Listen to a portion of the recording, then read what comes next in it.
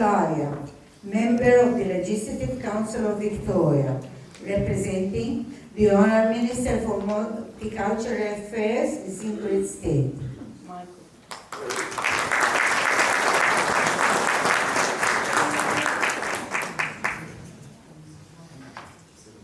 Thank you very much, Antonia.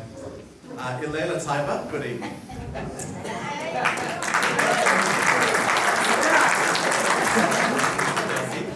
This bit is going to be a bit more difficult.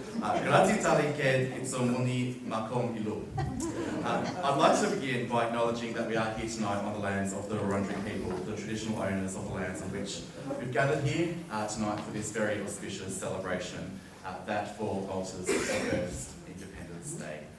I'd also like to acknowledge Dr. Giocanda Shemri, Consul General for Malta in Melbourne, my parliamentary colleague Evan Holland, member for Northern Metro and Shadow Minister for Multicultural Affairs, Honorary Consul of Malta in Latrobe Valley, Mario Samud, President of the MCCV, Antonio Camilleri, and members of Consular Corps, all other dignitaries and members of the community here tonight. And I'd also like to thank you, Father, for the lovely prayer which started us off this evening as well.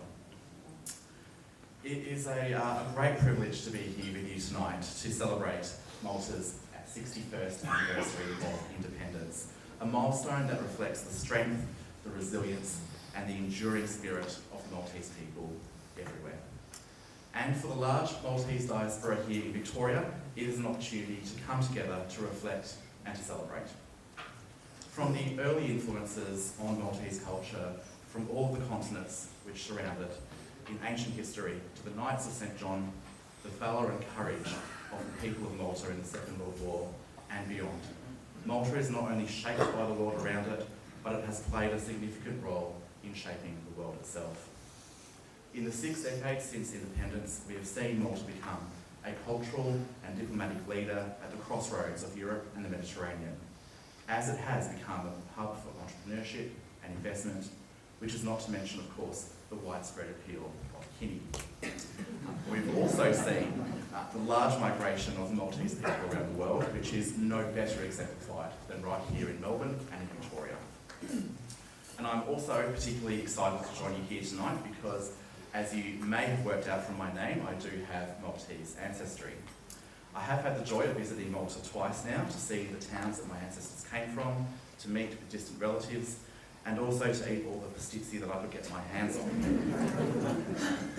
I recall that on my first visit, I met someone and she saw my name and she said to me, "Oh, you're Maltese." And then she looked me up and down and she said, "But you don't look Maltese."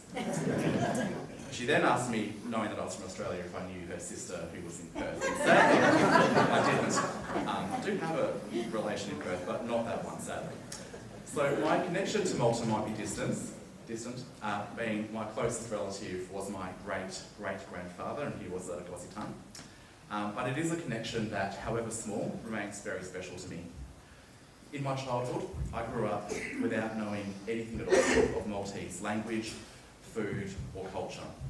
My family had completely lost its connection to our roots. And I know that my family is not the only one with that story. After my first visit though, it did spark something in me which drove me to reconnect with my Maltese history and culture. And that in fact led me to this very room where I ended up taking Maltese language classes under the tutelage of Edwidge and Laura, and it's very wonderful to see you again here at Edwidge tonight. And though I only studied here for a couple of years, I really remain so grateful to this community, to this centre, and to all the people that make this a reality, for the opportunity to come to this place in my home city of Melbourne and connect with my history, with my ancestry and language. It's what makes groups such as the MCCV so special, and for diaspora, distant and recent, so important. The story of the Maltese community in Victoria is one of perseverance and prosperity. From the first free Maltese settler, Antonio Azzopardi, who became a successful businessman, to the many figures in sports, business, the arts, and community life. I was told more than 80,000 people with Maltese ancestry call Victoria home, although I believe I've been corrected tonight and it's actually 98,000, so I think we'll stick with 98,000, which does also, regardless, make us the largest Maltese community in Australia, largest in the world. The two nations of Malta and Australia remain forward-looking, democratic and free.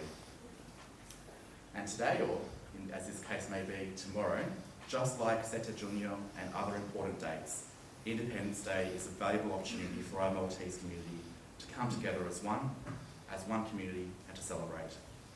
United by a history, a culture, and a faith which transcends politics and postcodes, it's also an important reminder for many of us with more distant connections of where we came from. To conclude, I'm very much expecting to be fully critiqued by Ed Reach for this, but if I can try to say, Ni frale fidin il giornata speciali, il festa dell'indipendenza d'Italia. Grazie ħafna.